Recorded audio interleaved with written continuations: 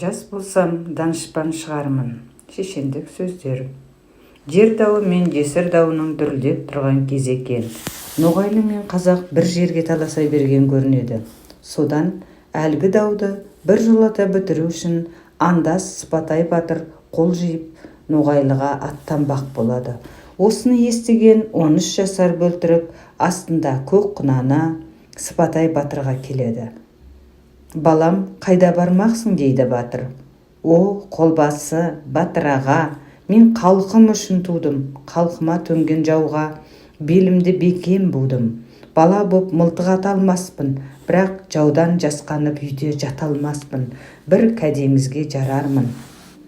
Сыпатай қолбасы ат үстінде ойланып тұрып, «Жарайды, түр тұлғасы келіскен бала екен, барсын» дейді.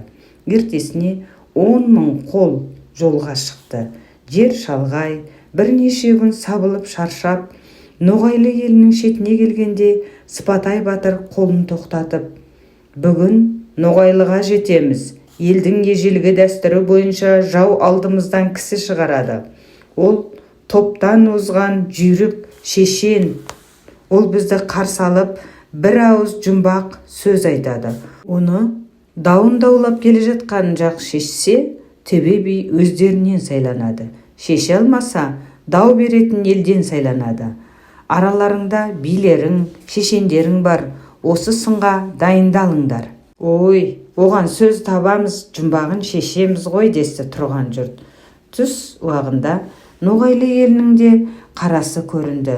Боз ат мінген, басына ноғай бөрік киген бір ділмәрі қолдың алдынан шығып, алыстан айқай салып, «Ассалаумағалейкум, ақтабандар» деп сәлем береді. Көсемсіп, шешенсіп келе жатқандар әлгінің не дегеніне түсіне алмай аңырып тұрып қалады. Ақтабандар деп шұбырып келе жатқандарды кекетіп айтқанын бөлтіріп түсіне қойып, құнанын тебініп алға шығып, «Уағалейкум ассалам, өлігін сүрғып сақтағандар» деп бала қырандай саңқ ете қалды.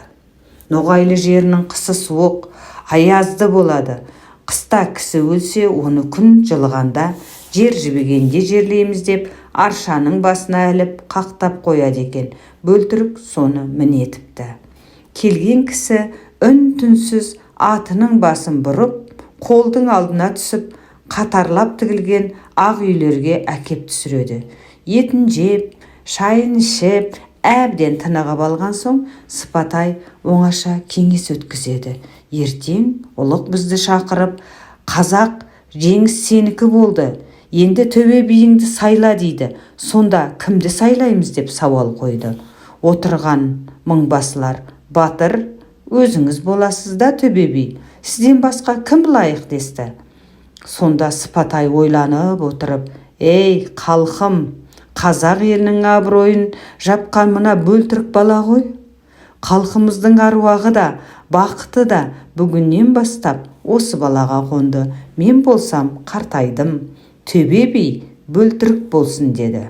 Анда Сыпатай оған батасын берді. Уәде бойынша ертеңгісін бөлтірік ұлықтың алдына келіп, басын иіп сәлем берді. Ұлық таңырқай қарап, «Қайсың төбе бисің?» деді. «Тақсыр, төбе би, мына мен боламын» деді бөлтірік. «Балам, тым жас екенсің. Біздің қазақта қайрат атта болады, ақыл жаста болады деген мақал бар.